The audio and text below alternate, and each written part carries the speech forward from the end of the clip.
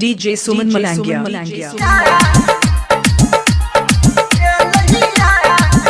अभी आप सुन रहे हैं सुमन मलंगिया एंटरटेनमेंट को। डीजे सुमन मलंगिया।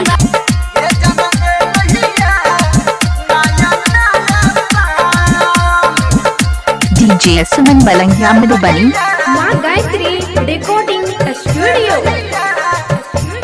ये जान ए लैया नया नया साल, ये जान ए लैया नया नया साल, ये जान ए लैया नया नया साल।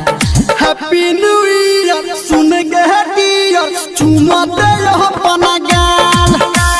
हैप्पी न्यू ईयर सुन के डियर चुमा दे अपना गाल। ये जान ए लैया नया नया साल, ये जान ए लैया नया नया साल। सुमित सतीश रैना, Sumit Satish Raina. Singing by power star Dharmendra Nirmaliya. DJ Suman Malangiya. DJ Suman Malangiya. Mobile number 8882432308 है।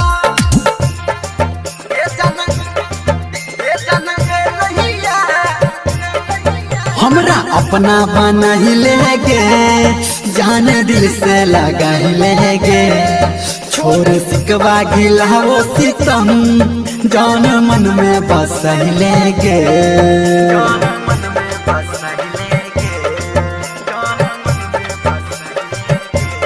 हाँ हमरा अपना बना ही लेगे, जान दिल से लगा ही लेगे। छोड़ सिकवा गिला वो सितम, जान मन में बस ही लेगे। ये तोहर को ही छो दीवाना जान। हैप्पी न्यू ईयर सुन के डियर चुमा दे अपना गाल। हैप्पी न्यू ईयर सुन के डियर चुमा दे अपना गाल। ये जान ए लैया नया नया साल, ये जान ए लैया नया नया साल। सुमित सतीश रैना, सुमित सतीश रैना। अभी आप सुन रहे हैं कावड़िया music. DJ Suman Malangiya. DJ Suman Malangia.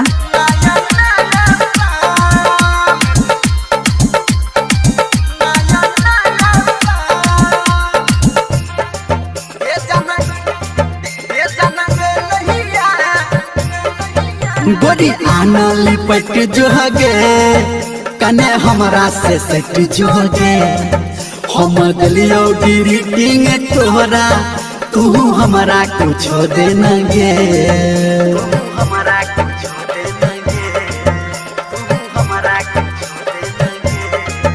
गोरी आना लिपट जो गे, कने हमरा में सट जो गे।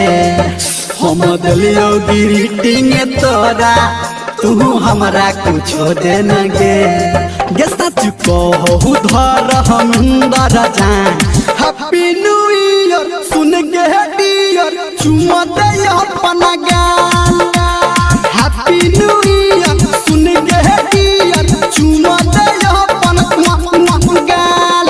ये जान ए लैया नया नया साल, ये जान ए लैया नया नया साल, ये जान ए लैया नया नया साल।